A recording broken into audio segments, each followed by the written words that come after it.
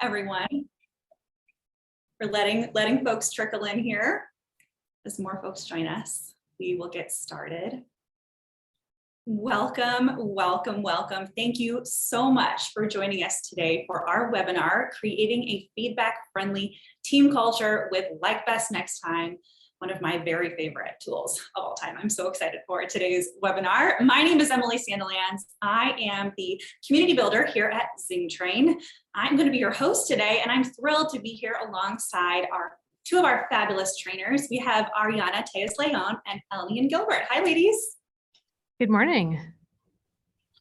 We also, sorry, Ariana. We also have Mara Ferguson here behind the scenes. She is our keynote liaison. She is going to be monitoring the chat and the questions with me, so you'll see her name in there as well. We are coming to you live from all over Ann Arbor, Michigan today, but we would love to hear where you're tuning in from. So if you want to navigate to the chat button at the bottom of your Zoom screen there, we will do a little roll call. If you want to enter in your location, we'll just see where everyone's tuning in from today.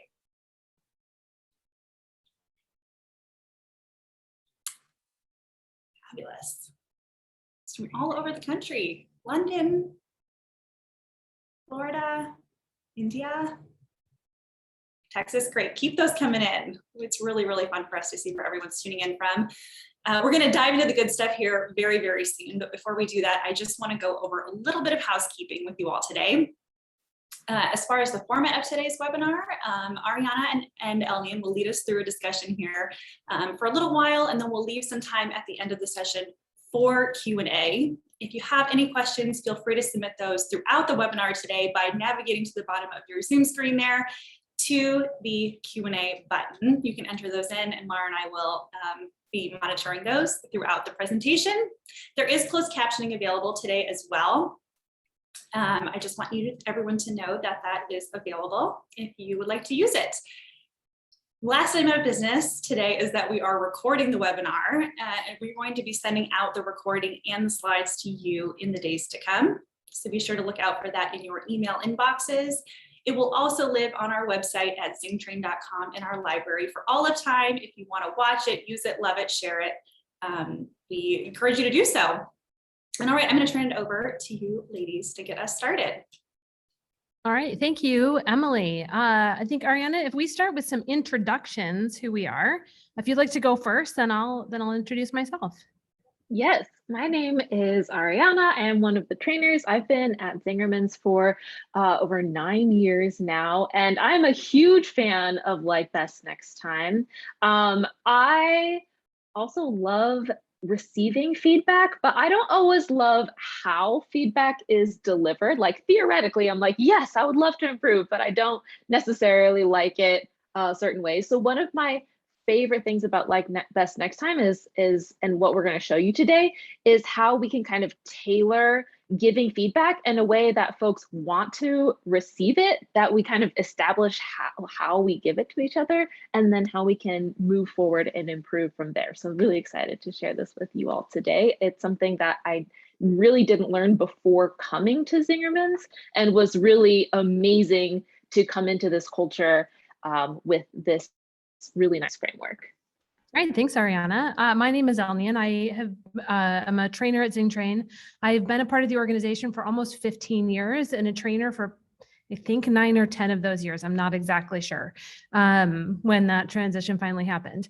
So I teach our bottom line training 2-day seminar. This is, of course, a critical part of this. We teach this in a lot of our different content, but I really, like Ariana, this is not something I learned before working here. I knew other forms of feedback. I was actually kind of feedback averse, not because I didn't want to improve, but again, like as Ariana said, a lot of like my personal receptiveness to feedback has to do with like not only how it's delivered, but also who's delivering it. So what's really great about the feedback tool that we're going to share with you, Like Best Next Time, is it works in a lot of different settings. And because it's something that we use across our entire organization, we use it in a lot of different ways.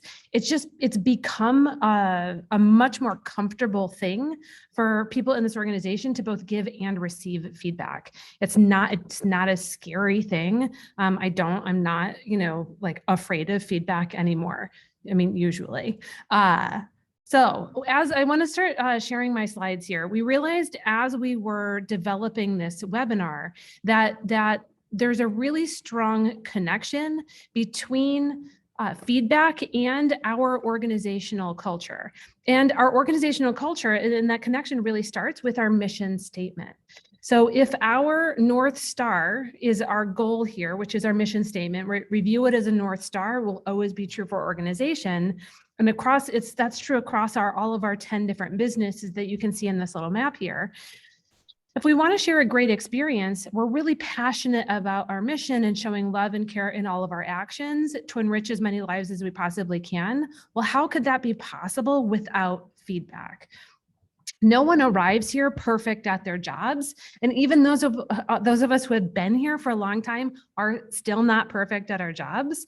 And that's why I think the mission in the role of North Star can be really helpful, because we're going to keep aiming for it every day and in every single interaction, right? If I do something poorly, if I mess up, if I'm unkind to a coworker, I can take steps to remedy the situation, and I'm going to still keep aiming to deliver on this mission statement all the time.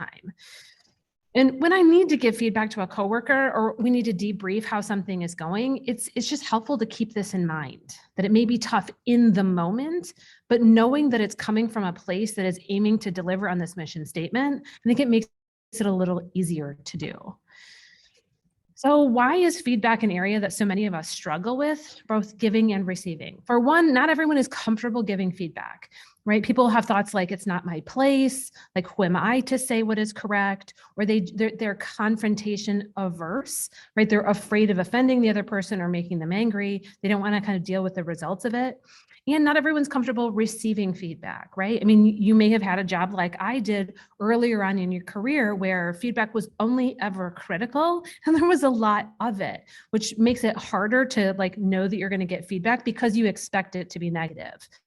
I mean, and that being said, I mean, that's something that happens a lot when feedback is rare, right? Or it's only corrective action, it becomes scary and something to avoid at all costs. When feedback happens frequently, and it's viewed kind of in this generative capacity, that even when it's going to be a corrective piece of feedback, that there might be a balance of positive and negative, it's still viewed as part of the normal way that we work. So for us, feedback is really baked into our organizational culture because it helps us deliver on our mission statement. But then we want feedback to be a strong part of our culture, not just for formal performance reviews, but for how we're working together, how we debrief events or assess the progress of how change is going. So this makes it normal, it makes it expected. It gets a lot less scary for people to not only give each other feedback, not just from a manager to employee feedback, but peer level. It makes it easier to hear feedback. And it's also easier for people to share their thoughts and opinions on the way that things are working, right? On top of that, this feedback, I think, is built into our guiding principles. It's very much in alignment with that. We have 8 guiding principles here in total, but the ones I think really relate here are specifically that we want Zingerman's to be a great place to work, where people are committed to each other's success. We're looking to learn from errors and keep improving and getting better all the time, both as individuals and in our organizations as well. We also want to have really strong relationships where we trust those we work with, right? That we believe that we're all working together in the business's best interests, but not at the expense of any of us as individuals. And we want Zingerman's to be a place to learn. Right? Learning doesn't happen without a lot of training and feedback. So, as an organization that really highly prioritizes training and feedback, a crucial part of that is having productive, easy to use tools for trainer and trainees alike. So like BestNext is one of those tools. So we teach this in many of our different workshops. And one of the things I really like about it is it does away with that. If you've heard of the compliment sandwich, which has some other less flattering names I'm not going to use here. It's not at all it's like, if you're not familiar with a compliment sandwich, right? It's the idea that you're going to give the trainee like some kind of positive feedback or compliment. You're going to then give them the criticism and then end with something really positive, right? Which often takes the form of an employee kind of hearing the like, wah, wah, wah.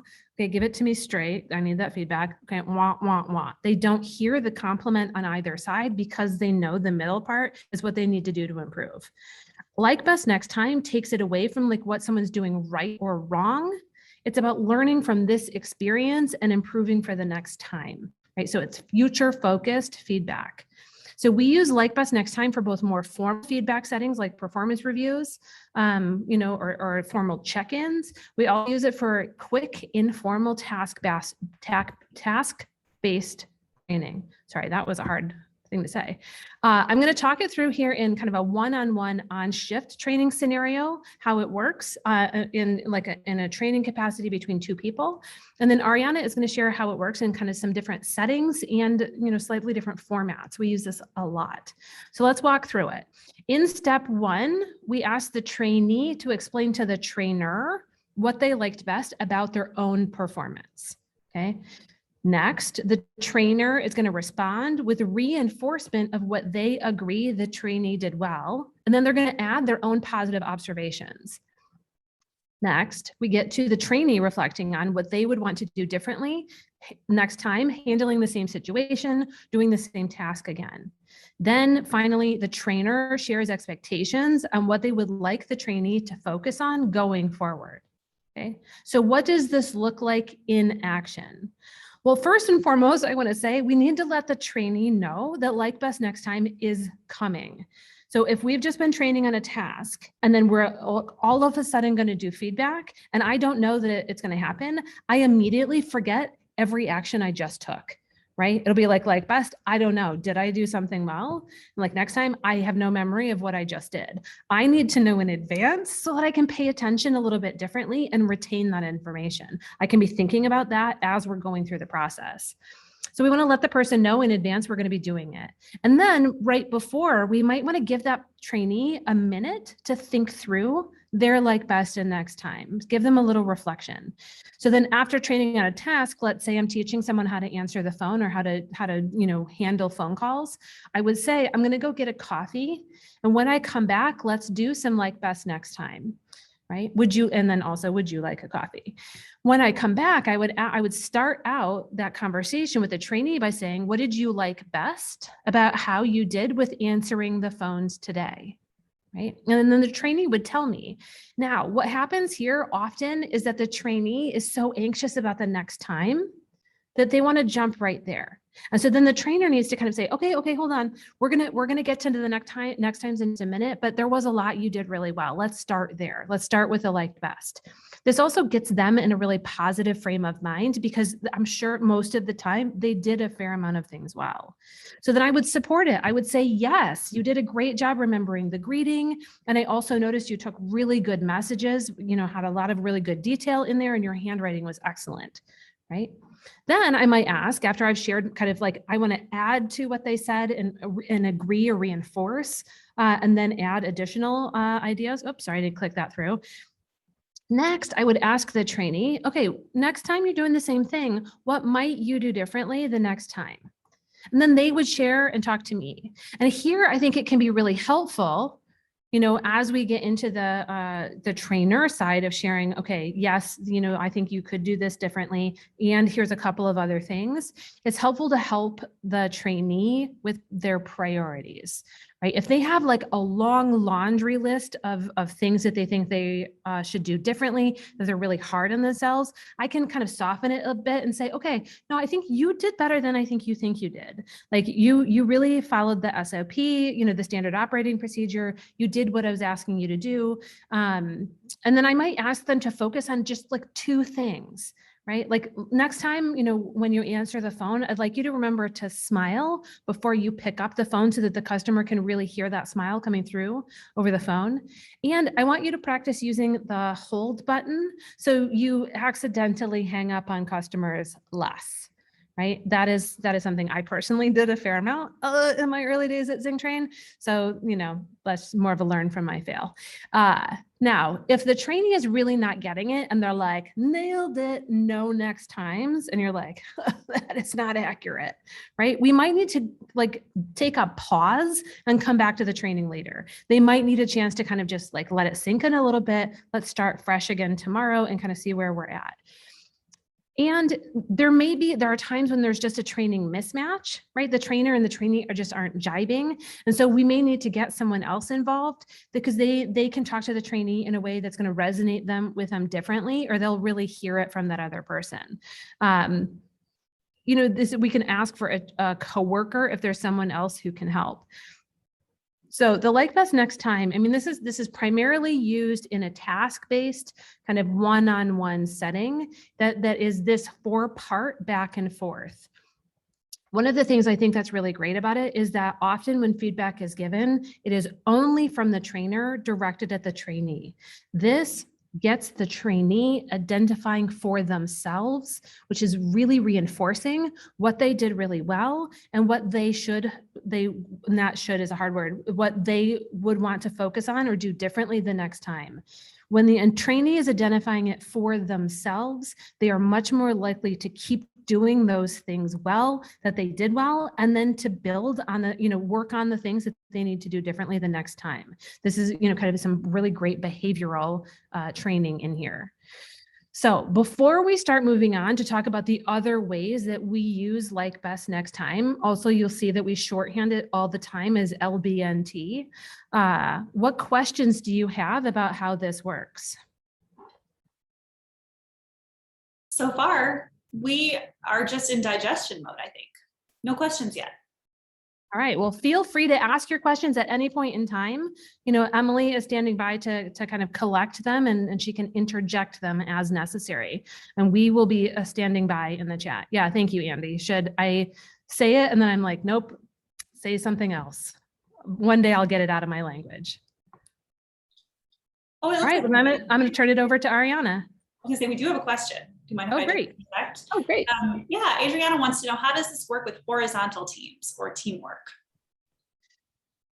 Let me think. So, if Ariana and I did a training together yesterday, right? So what we would do, I am technically the lead trainer because it was the client that I was working with, so we don't do this quite as much anymore, but especially when Ariana and I started working together, I've been doing this for longer. So after a training, we would sit down and do BestNext time. So we're technically peers, right? So horizontal in terms of hierarchy in the organization. And so, we would go through, I would take the trainer role, she would be in the trainee role. And at the same time, we're also debriefing how the workshop went writ large. So if there was feedback that she had for me, it wasn't just me critiquing her performance. It was also talking about how did we work together? How did the workshop go? Did we need different materials? Was there something we would do differently in terms of the workbook or the slides? Ariana, would you what would you add to this? Well, I was thinking it was also a perfect segue in the next part, which is it's really clear what Elnian talked about when you have two people, there's a trainer, trainee, and then of course, as she mentioned, sometimes we kind of switch around who goes first. But what happens when you have multiple people on a whole team who all want to look at BestNext time together? We have a different style BestNext time with a group, essentially. And that's one of the parts that we're really excited today, because it's something that we don't always share in our workshops that we have. But it's something that we use a lot internally, and it's come up very recently, using it more. So we're going to get into that. But there's kind of a few main ways that we like to use BestNext time in a group setting. And the first one is in a meeting. And when we want to do BestNext time in meeting, the first step is to make sure that we choose a facilitator to lead the group. Maybe it's the normal facilitator of that meeting. Other times, if we just did, say, an event, maybe the event lead wants to lead this and facilitate. With that, we also need a note taker to actually document all of the like, best, and next times that we're going to capture. This could be on a whiteboard, it could be electronically. The goal is to get all of the information in a way where we can share it and take a look back at it later.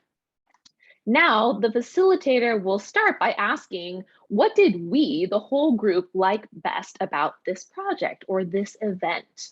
And what do we want to make sure that we do again next time? And then give people time to list all of their like bests. Of course, as Elodie mentioned too with the trainee, people can be tempted to kind of say a next time, or maybe they frame it like it's kind of a like best, but really it's a next time. We want to make sure that we hold those until later and really focus on what really did go well and give time for people to remember the stuff that seems obvious, but is really fantastic to acknowledge. And we want to make sure we capture it, because what seems obvious right now after this event, next year when we do the event again, it might not be totally obvious again. So let's get that captured now.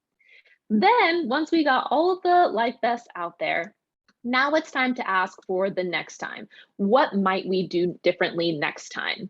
This is definitely brainstorming mode. We want to capture as much information as possible with limited discussion right now. We're going to make the changes later, and I'll talk about how we take action. But right now, the goal is to just get it out there, get it on the board. It's totally okay if there are things that end up on both the like best and the next time. That shows that maybe we need to have some more discussion. But for now, we actually have rules of brainstorming, which is no judgment. No judgment of that was fantastic, I agree, or no judgment of I don't think so. Just get it all out there. We're going to talk a little bit later about how we take action from here. But before that, I want to show you a different way that we might capture the information, which is documenting as we go. We especially like to do this when we have something like an event, because we can capture the like bests and the next time as we're setting up, as we're running the event, as we're closing it down, the day after when we think of a few more things to add. We want to make sure that we have places for people to write like best and next time in the moment before we all forget what happened. To do this, we'll choose a place for the feedback to go. We really like to use a physical central place like a whiteboard or flip chart. Of course, if everyone's working electronically or remote, then absolutely have a Google Doc, but have it be something that everyone can edit and share. So it's kind of like democratizing the capturing of the information.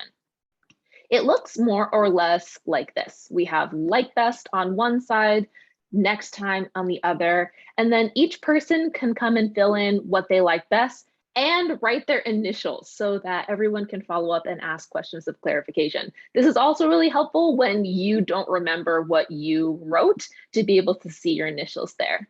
And then we'll go through as whatever's happening. We'll capture some of these like bests. We'll capture all of the next times. And again, you can see maybe we have some things on both sides. For example, maybe the end time worked great for some people, but other people thought, oh gosh, we might need some longer breaks that might adjust the next time. Again, getting all the information out there. Sometimes they're just like really short notes to remind us what we're saying. Other times it might be a whole paragraph. Here's a bunch of things that I'm thinking, I want to make sure I have this documented here so we don't lose the information. Then I also encourage really have a strong hard and fast end date of when you want this information by, because it can turn into like just a continuous thing. We want to make sure that we get everyone's feedback all together so that we can then take action. And the first part of taking action is deciding who's going to do this work. Is it a committee? Is it the whole team together? Whoever it is, they will go through and review all the information, look for trends, ask those quick questions of clarification as needed. And if it's the whole group, maybe decide on where you want to take action.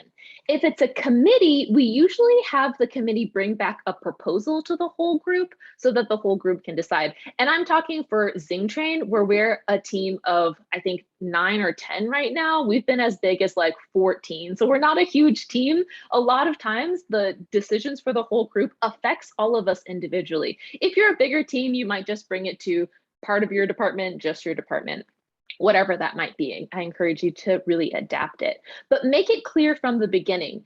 Is a group going to bring back a proposal, or are they making the decision and then we're all going to implement whatever that decision is? It's just really nice to know from the beginning, when we are giving all of that feedback information, that it's actually being heard, it will be discussed, and something is actually going to happen moving forward. Another example of like what this looks like in real life, this is on flip charts. You can see everyone's using a different color marker. We maybe knew who was writing with each marker. We used tally marks in this case for repeat suggestions. So you could see like some things had a whole bunch of tally marks, some things were one-offs, totally okay. The fun part here is if you look at the next time side, we actually put a star for the things that we wanted to take action and move forward on. And then we even went through and wrote NC next to some of the things for no cost improvements, which would just be a fantastic starting place. Is there anything that we can change for next time without having to actually invest money? Knowing that sometimes no cost means lots of time. So it's always a balance between how we want to move forward. Other times, so this was all like Best Next time, which we like to use for things that we're going to repeat, like events, projects, trainings. You could even do it for like a product rollout. But there are also some things that we may not want to repeat. For example, Zingtrain right now, we are transitioning from being remote because of the pandemic to being back in the office. Ideally, we're going to stay in the office and we're not going to have to ever close down for a pandemic again. Cross your fingers. So this is kind of like a one-off situation. We actually have a slightly different take on this, which is to capture working and not working. It's just a different, slightly different phrasing for like best and next time. But in this case, we just want to go through and see how can we give feedback to each other in the moment to make changes in how we work, but that's not necessarily repeatable.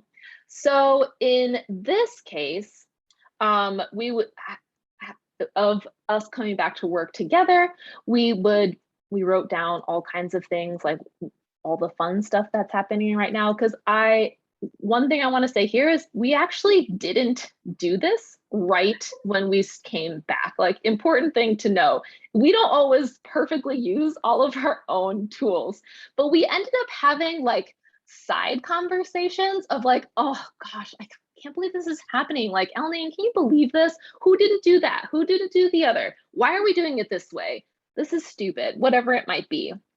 And so someone had the idea, actually it was Katie, our boss, was like, we really need a working, not working in a centralized place to like capture, like realize there are a lot of things that are fantastic about coming back to work. Lunchtime chats, impromptu decisions without having to get 5 people onto a Zoom, that's amazing.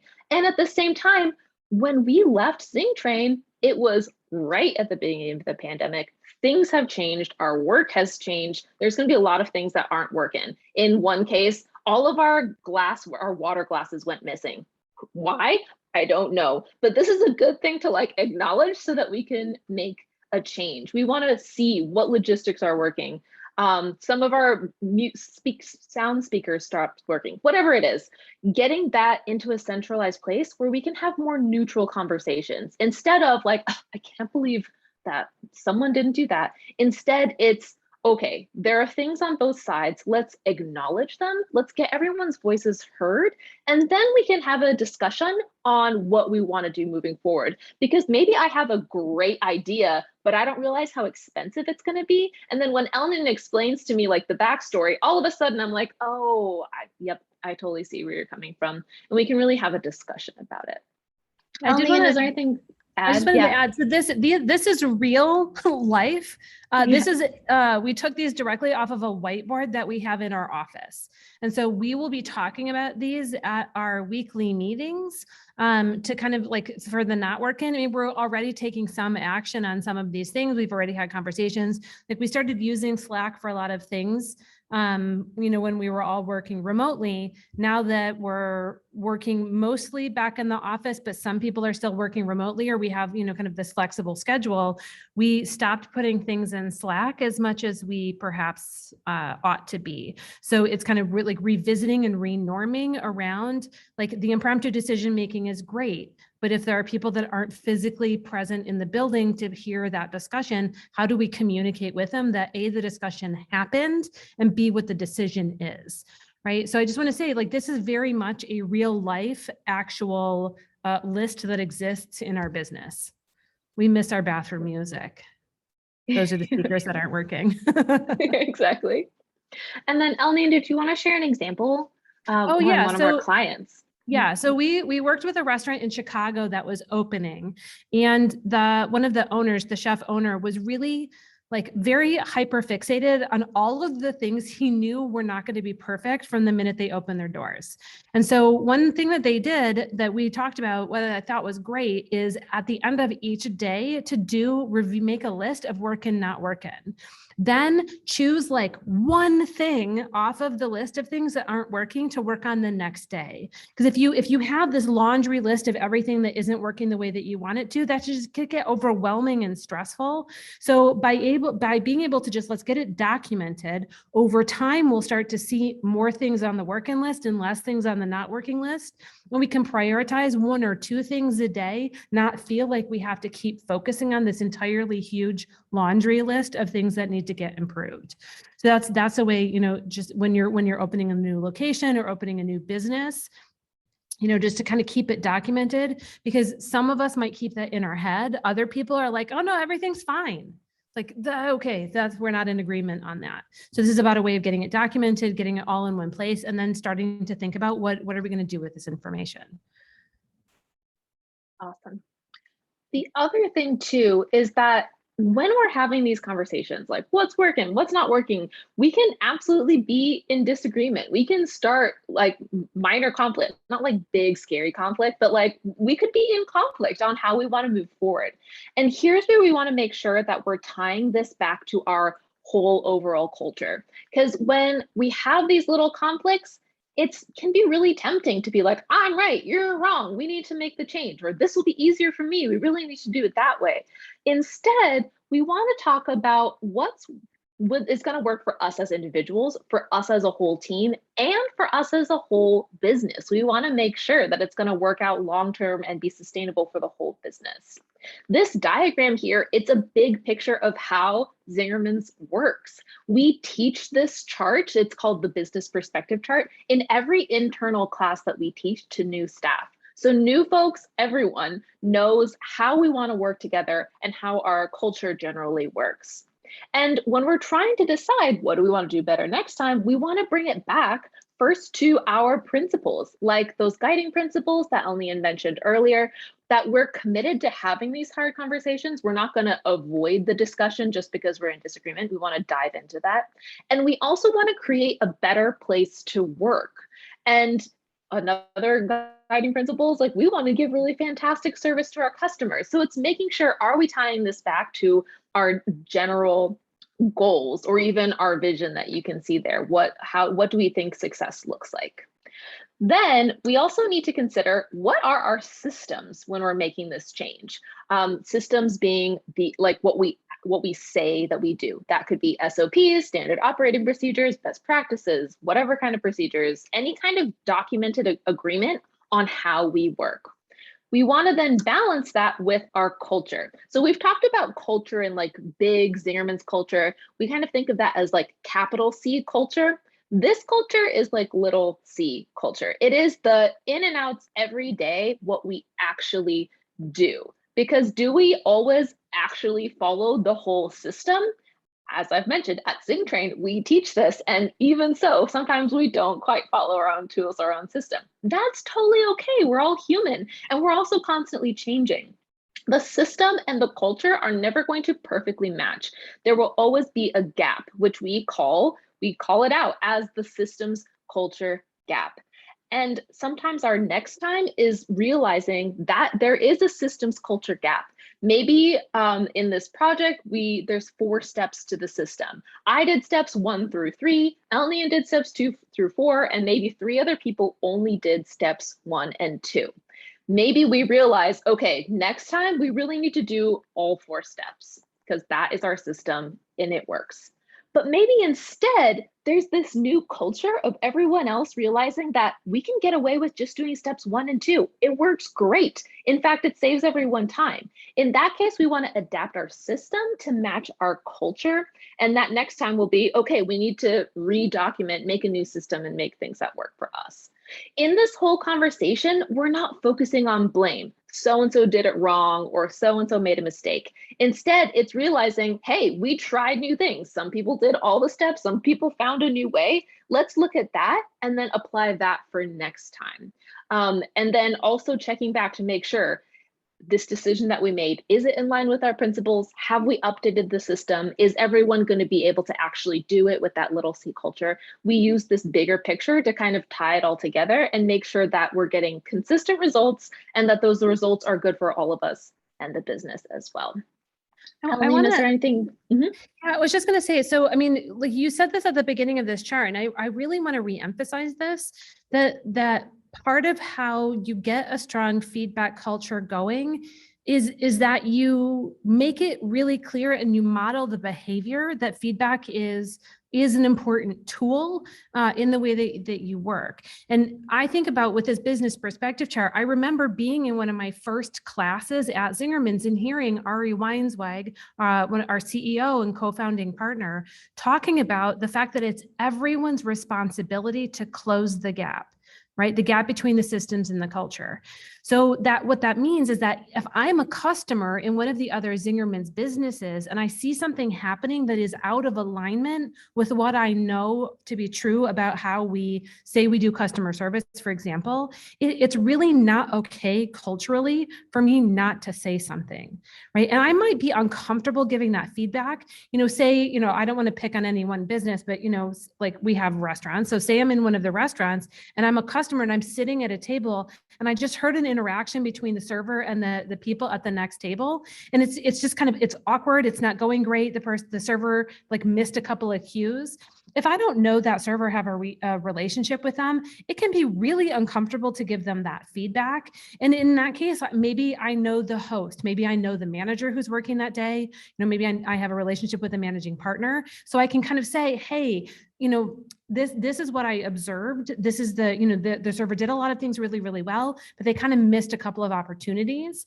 It is in the interest of all of us closing that systems culture gap. It's not about getting someone in trouble or saying that the business is doing anything wrong. And I think that mentality, like actually people hearing that from the CEO, right? And having that be an expectation of everyone who works within the entire organization. And we have something like 500, 600 employees across 10 different businesses, but we're all looking out for kind of Zingerman's as a whole. It's not just Ariana and I looking out for Zing Train. We are part of this larger community.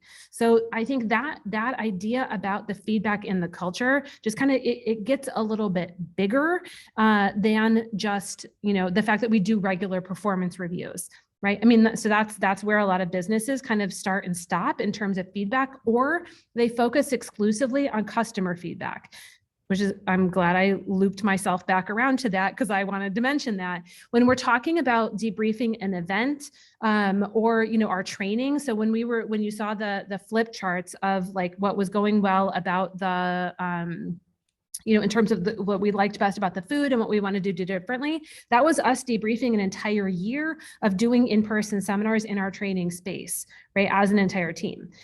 This is not the customer feedback. We have all of that feedback. We review that, right? But this is not what we heard from our customers. This is us evaluating the experience that we want people to have. right? People might think our training space is amazing, but as a trainer, I have a different perspective on it. Like, right, so the cart/marker restock. I mean, it is important to me that I have the right tools. I have the right like assortment of different markers to use, when I'm doing the training. The participants are never going to notice that. So the customer feedback is important. We do evaluate this as well, but sometimes it takes us to do the assessment of what we know we're going for and the tools we want to have on hand. So I'm glad I brought that around. Now is I think we're ready to stop sharing slides and officially answer whatever questions that you have. Yes. Hopefully there's like a whole bunch. We love questions. Yes, we're putting that into the universe. We do have a couple. We do have a few questions here. So one question here is, how do you keep from bringing the mood down if the not working list is longer than the working list, especially if you have frontline people in the room? Well, I guess, I mean, so in part, I mean, that can be a challenge, right? It's the like, okay, some stuff did go well, but man, like we got a lot to work on. I think making it clear that this is a brainstorming session and that this is how we're going to prioritize the work that happens into the future, right? In that case, we've done this too sometimes. You may need to do the not working list first and then do the work in so that you're ending it on kind of a more positive note, right? Or go back to it and say, okay, we listed a lot of things to work on, but let's remember this was a successful event. Our customers were really happy. We got a lot of positive feedback and we did a lot well. So I think in that case, if that's something you're concerned about, you could do it in the reverse order. We also end all of our meetings with appreciations. So that kind of lifts everyone back up. And appreciations are simply, kind of like sharing what we appreciate about our coworkers or frankly about anything at all. Often in the spring, there are a lot of appreciations for the sun and for the warmth returning to the state of Michigan.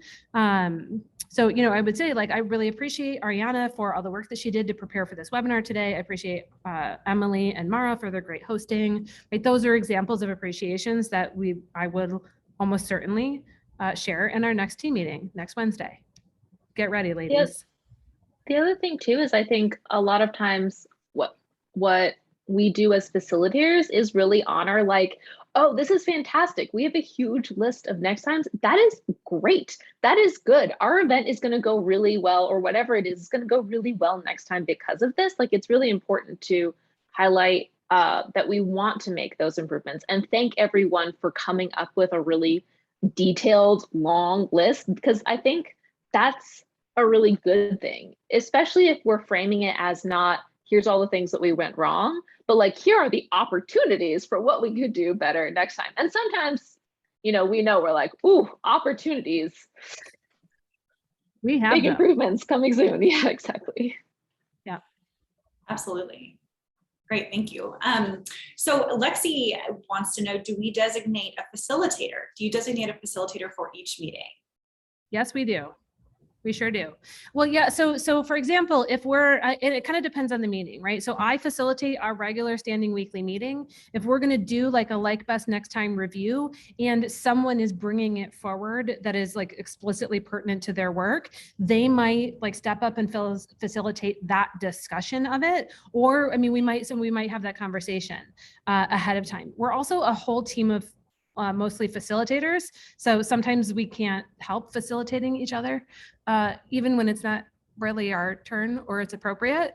So sometimes that's the next time we're not working. But yes, and absolutely. We have facilitators for everything. Yes. And I don't know about a specific example, but we've done it for other things, like when we write a vision which requires facilitation. Sometimes we'll ask for a facilitator somewhere else in the organization or a different facilitator to come in so that everyone can be really focused in the moment. So it doesn't have to be someone who's on the team or the person who led it. It's just making sure that we have someone to make sure that we all stay on track. Yeah, we don't know rabbit holes to go down. Yeah, absolutely. Thank you, Lexi, for that question. Erica wants to know, have you ever used this as sort of an exit survey for either customers or for staff? That is such a great question, and essentially, yes. We use something called the Net Promoter Score, which we learned about from a book called The Ultimate Question. There's tons of resources out there about it, and we have, I think we can share in the follow-up, I think blog posts or webinars about this.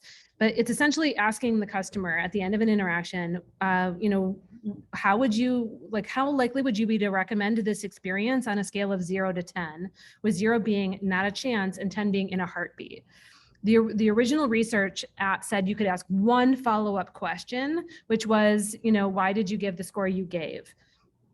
And we used to ask that question. And what we found is that, especially in the Midwest here in the US, if we only said, why did you give the score you gave, or what could we do to improve your experience? People would not give you good, productive, constructive information unless they had a chance to say nice things first.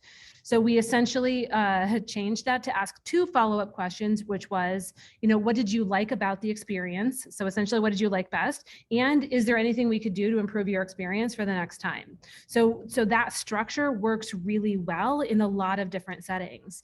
That we started getting much better, more constructive feedback when people would say like, oh, it was great, everything was awesome. And then here's like 7 different, very highly specific things that you could do to improve for next time, which we love. We love that kind of feedback. We always want to hear it because people are thinking it. We'd rather that they actually tell us about it. So in terms of exit surveys, I don't, I've worked at Zingerman for 15 years. I've never exited. So I don't really know that we're using it, but I have the feeling that considering how much we use like BestNext time, I'm almost positive that is part of the exit interview. Yeah, I'm pretty sure I happened to be in a position that was like a temporary add-on to my role. And we definitely did like BestNext time at the end of that, because when we went to hire the new people, we realized that we needed a lot of changes, that we had made way too many expectations for the role. We kind of need to cut it back for the next group to succeed. So that we definitely used it there. And I'm sure we could find more information on how we use it, but yeah. We can find out. Great question. Yeah, great question.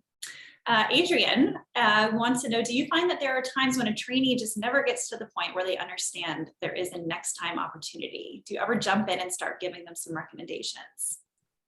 Yeah. I mean, if the trainee, it kind of identifies like, oh yeah, I did these things well. And then next time, like, I got nothing, like I did a great job. And you're like, I disagree.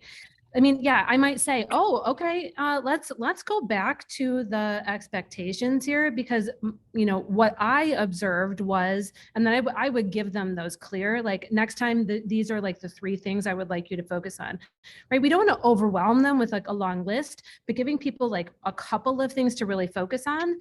Then if they still don't get it in the next shift, we may need to reevaluate. Right? If I've tried having them work with another trainer, if I've been extremely explicit about the expectations and how they're not meeting my expectations, like then that becomes almost a performance management issue. But yeah, absolutely. There are times when the trainee just does not see that there were next times. And if we continue to be that far out of alignment in a training period, they may not be a great fit in our organization, or this might not be the right job for them. And we might see if there's something else that might be good for them to do. Another thing we talk about in terms of like performance management, when we talk about how we do that, is having folks buddy up. So if I'm the trainer and the trainee's not getting it from me, maybe they could get it from another new person or another person who's seasoned staff person who is not me.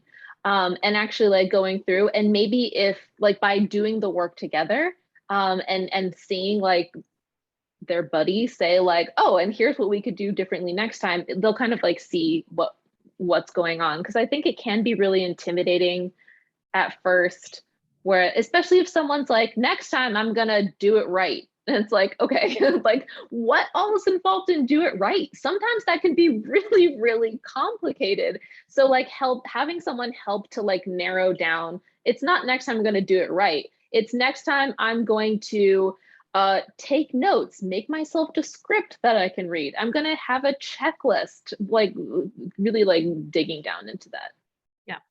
Yeah, I mean, sometimes like the trainer can get really stuck in that moment where you're like, no, I know I can train people on this. I've done it before. Like, it's just this trainee. It's like, okay, that's not helping either of you because you're probably continuing to describe it in the same way, using the same words, which is clearly not clicking for that person. Maybe you're telling it to them only verbally and they're really a visual learner and they need a chance to see some pictures or see it written down in a different process. Maybe they need a chance to actually try it themselves with their own hands. So making sure that the trainee has access to different like methods of learning. Yeah. So we really try hard not to assume too quickly that the trainee is never going to get it. Like we probably give them more tries than other organizations. But yeah, sometimes there is a point where it's like, okay, we got to figure this out. Yeah. Yeah. Do better is not a behavior. That's true. Absolutely. Yeah. So, that is all we have is in terms of questions, unless any last minute burning questions come up. Oh, Adrienne had a question. Do you ever swap roles and have a trainee give LBNT to the trainer for growth as a leader or manager? Yes, we very intentionally do that, especially when I was a new trainer working with Elnie, and we would absolutely do like best next time both ways. And sometimes then it's just categorizing like, okay, what is like best next time for me as a trainee? What's like best next time for Elnian as a trainer? And also, what is the like best next time for this content? Because maybe as a new person, I bring something in and we realize, oh gosh, we could totally change this around. It would make sense for the people that we're teaching. Yeah, and in that case too, I mean, like her giving me feedback, I'm still asking her for feedback, right? But I'm doing it in a slightly different format. I might say like, what can I do more of to support you in your new role? What would you like me to do less of when we're training together, right? I mean, like, do I need to go like stand in the back of the room, or like, how do I signal to you when time is running long for a section, right? I mean, like this is probably not the friendliest way to do it, but like, do I need to teach her the other like trainer cues? Like this is like wrap it up or stretch it out, right? Like I've just learned those over the years and it's hard to remember to actually like teach them to other people. So that's the kind of feedback that's really, it's like, I need to get out of my head that I've been doing this for a long time. Like, okay, but what specifically does she actually need to know? So yeah, that's a great question. We absolutely want to give feedback to the trainers because we all can improve what we're doing in that respect as well. Yeah. Yeah, Susan echoes that that's a great question. So thank you for asking that. We have a couple more come in. So Gerardo wants to know, what is the first step to walk the path toward accepting feedback as a tool to improve the workplace? Yeah, I would say so. So I think using like best next time or working, not working in a group feedback setting is probably a more gentle way to introduce it than the one-on-one on-shift training format. So, kind of just saying, or like, and being honest and saying, hey, I learned this new tool. I'd like to give it a try. I don't know the work that you do, but it really can apply to a lot of different settings. So, that I feel like that is kind of the best way to introduce it to a team. And then, if that kind of goes over well, like you target some of the next times to work on, it goes well the next time when you do those things differently, then, maybe introducing it in a training setting when you have new employees.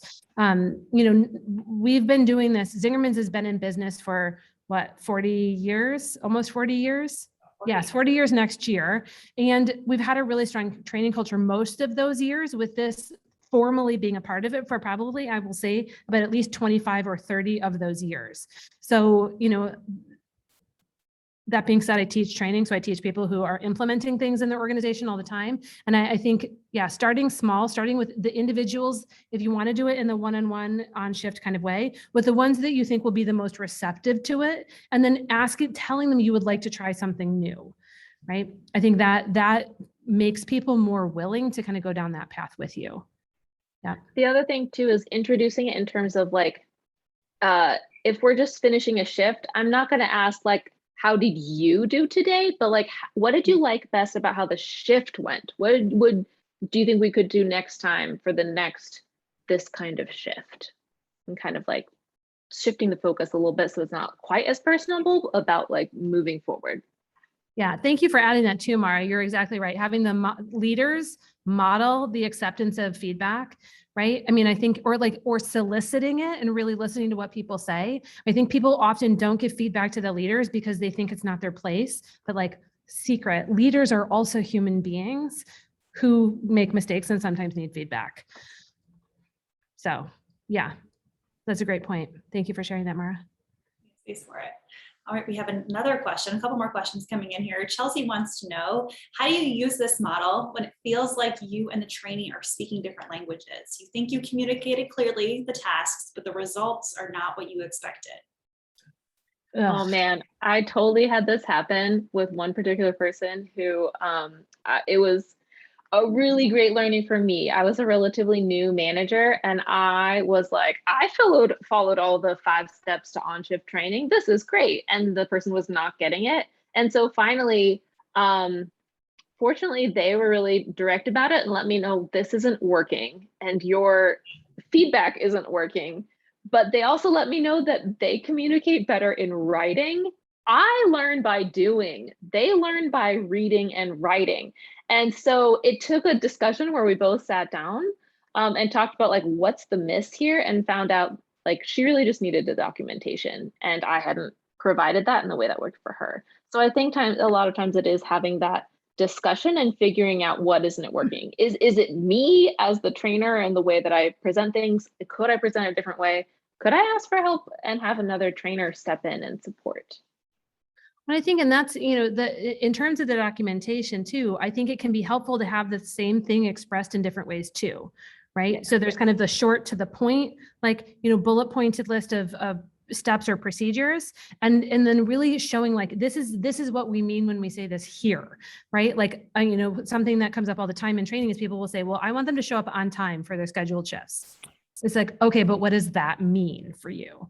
For me, I am on salary. My on time is different and way more flexible. When people work at our mail order business and they're punching into a time clock, on time means no earlier than 5 minutes before your scheduled shift and no later than 2 minutes before your scheduled shift, right? So there's a 3-minute window to punch in, because when your shift starts, we want you in position, coat off, like fully ready to actually start the job at that time.